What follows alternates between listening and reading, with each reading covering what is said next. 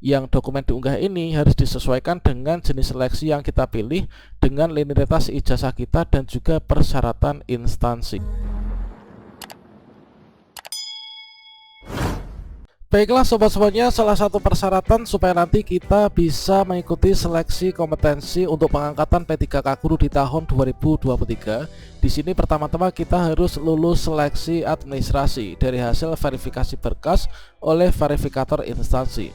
Dan di sini pada bagian tab kelima, yaitu di bagian unggah dokumen, ada berbagai macam berkas yang nantinya harus kita upload di sana, dan itu harus kita pastikan benar ya teman-teman.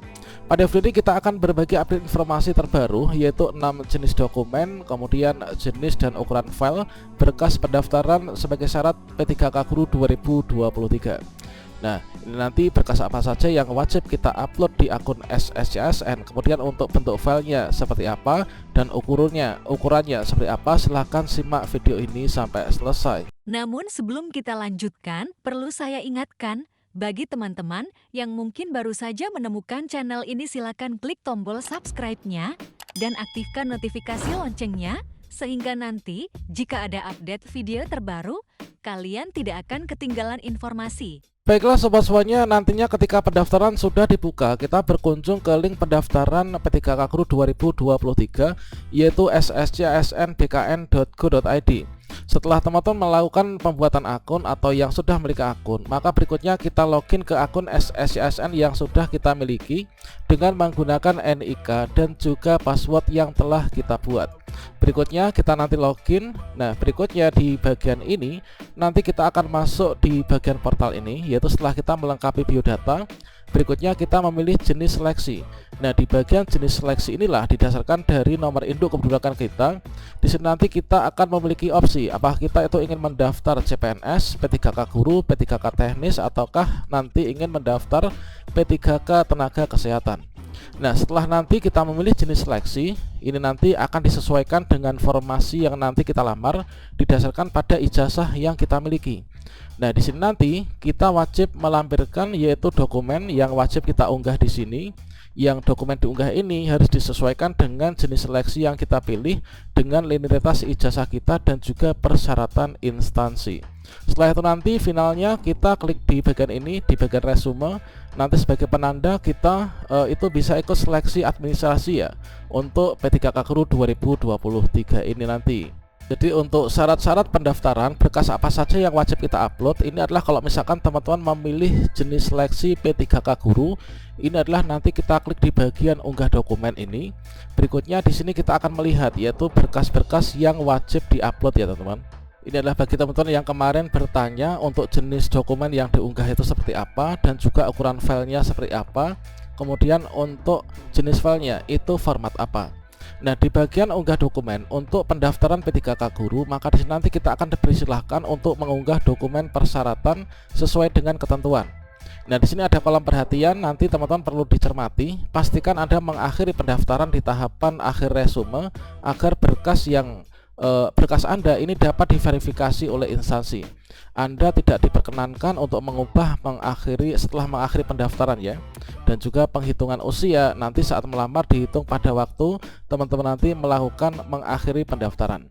Nah, kemudian untuk cek akun e-materai, ini adalah kalau misalkan dulu, untuk nanti sepertinya tidak lagi akan berlaku ya untuk penggunaan e-materai ini. Kemudian untuk di sini persyaratan pendaftaran P3K Guru ini seperti yang teman-teman lihat di sini. Nanti sepertinya karena ini disesuaikan dengan Undang-Undang ASN untuk khususnya yang menaungi di penyelenggaraan P3K, nanti berkas yang diunggah ini saya rasa nggak akan jauh berbeda.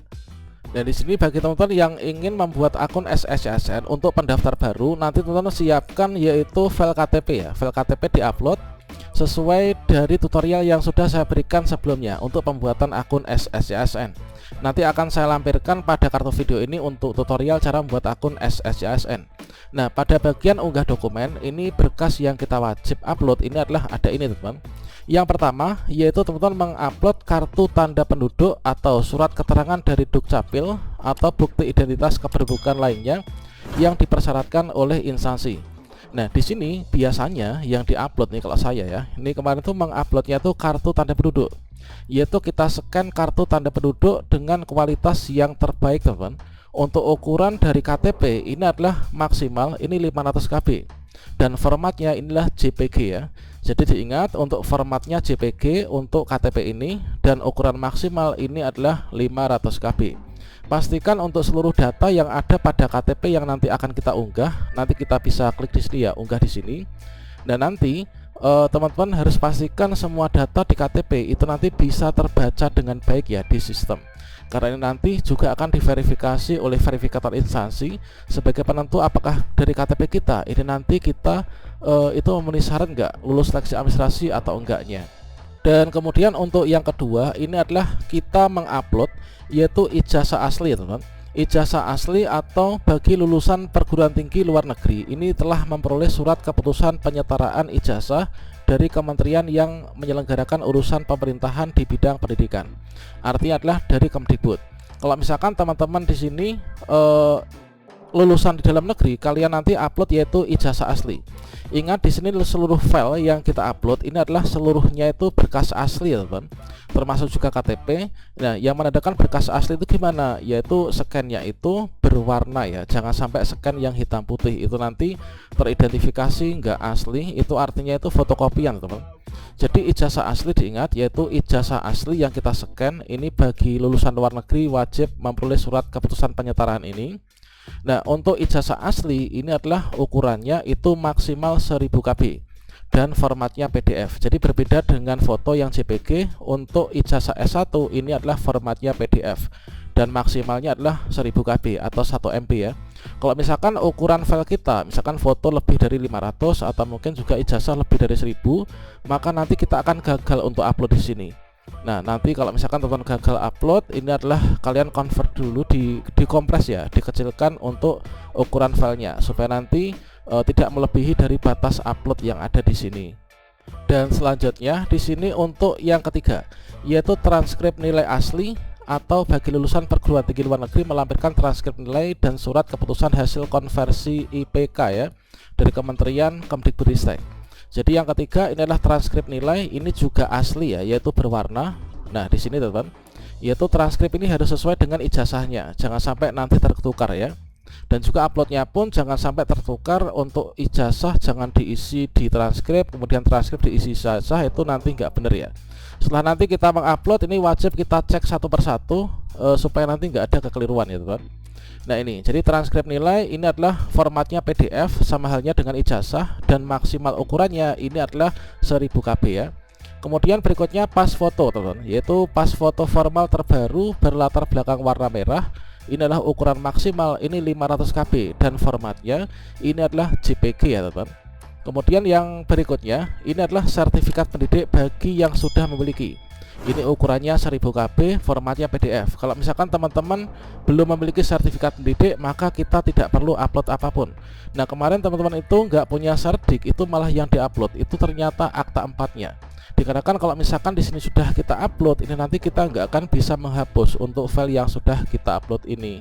Kita nanti nggak bisa menghapus, bisanya itu hanya mengganti ya. Jadi berkas yang diupload, misalkan di sertik ini saya keliru upload akta 4 misalkan, ini kita nggak bisa menghapus akta 4 itu di sistem, bisanya kita gantikan dengan file lainnya ya.